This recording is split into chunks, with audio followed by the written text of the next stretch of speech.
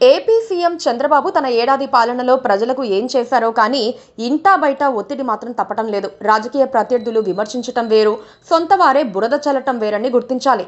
ఇప్పుడు చంద్రబాబు రెండో టైపు సమస్యలను ఎదుర్కొంటున్నారు. చంద్రబాబు నిష్క్రయ పర్వానికి సొంత పార్టీ వారే ఆయనపై విమర్శలు ఎక్కుపెడుతున్నారు. పిలిచి పార్టీలో చేర్చుకున్న నేతలే ఇప్పుడు ఏకుమేకై కూర్చున్నారు. అందులో రఘురామకృష్ణరాజు ఇప్పుడు పెద్ద తలనొప్పిగా మారారు. సుపరిపాలనలో తొలి అడుగు పేరిట ప్రభుత్వం ఒక కార్యక్రమం నిర్వహించింది. ఈ కార్యక్రమంలో ఎమ్మెల్యేలకు అవమానం జరిగిందంటూ రఘురామకృష్ణరాజు పుల్ల విరుపు మాటలతో మీడియా ముందుకు వస్తున్నారు.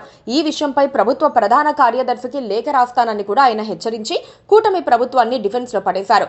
పైగా మొదటి తప్పు కింద క్షమిస్తున్నానని, మరోసారి ఇలా జరిగితే ఊరుకునేది లేదని కూడా అల్టిమేటం ఇవ్వటంతో అమరావతి పాలకులకు దిక్కుతోచటం లేదు. సుపరిపాలనలో తొలి అడుగు పేరుతో ఇంటింటికి తిరిగి ఈ ఏడాదిలో ప్రభుత్వం చాలా గొప్ప పనులు చేసిందంటూ ప్రచారం చేసే కార్యక్రమాన్ని చంద్రబాబు ప్లాన్ చేశారు. దీనికి సంబంధించి అందరికీ బ్రీఫింగ్ ఇవ్వడానికి ఈ కార్యక్రమం నిర్వహించారు. అయితే ఎమ్మెల్యేలకు ప్రోటోకాల్ ప్రకారం ఉండే గౌరవాన్ని పాటించలేదనేది రఘురామ ఆరోపణ. కలెక్టర్, ఎంపీ, ఎస్పీలను ఒక టేబుల్ వద్ద, మరో టేబుల్ వద్ద కార్పొరేషన్ డైరెక్టర్లతో కలిపి ఎమ్మెల్యేలను కూర్చోబెట్టారు.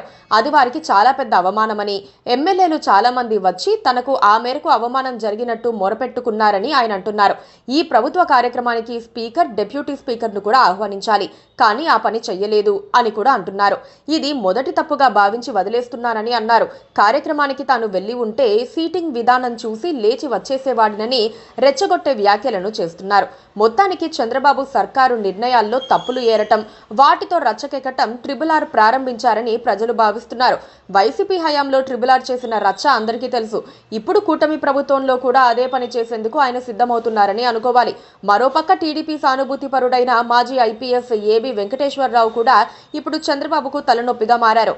జగన్ హయాంలో సస్పెన్షన్లు, వేధింపులకు గురైన ఏబీవి తర్వాత అన్ని కేసుల నుంచి విముక్తి పొందారు. ఇప్పుడు ఆయన గొప్ప ప్రెషర్ గ్రూపుగా మారాలనుకుంటున్నారు. AP police housing corporation chairman పదవిని తిరస్కరించిన ఏబీవి ఇప్పుడు ప్రజా సంక్షేమం కోసం పోరాటం చేస్తానని అంటున్నారు. చంద్రబాబు ప్రభుత్వ తప్పిదాలని ప్రస్తావించే క్రమంలో ఆయన బనకచెర్ల ప్రాజెక్టును వ్యతిరేకిస్తున్నారు. ఆంధ్రప్రదేశ్ ప్రభుత్వానికి బనకచెర్ల మోయలేని భారం అవుతుందని ఏబీవి అంటున్నారు. ప్రాజెక్టు నిర్వహణ వ్యయం ఎకరానికి 50,000 అవుతుందని, అంత దిగుబడి ఎక్కడి నుంచి వస్తుందని ఆయన ప్రశ్నిస్తున్నారు. కాంట్రాక్టర్లకు దోచిపెట్టడం తప్పితే అందులో ఒరిగేదేమీ లేదని ఏబీవి చేస్తున్న ఆరోపణలు. ఏలిన వారి సమాధానం ఏంటో చూడాలి. Please subscribe to KTV Telugu. KTV Telugu. KTV Telugu. KTV Telugu. KTV Telugu channel.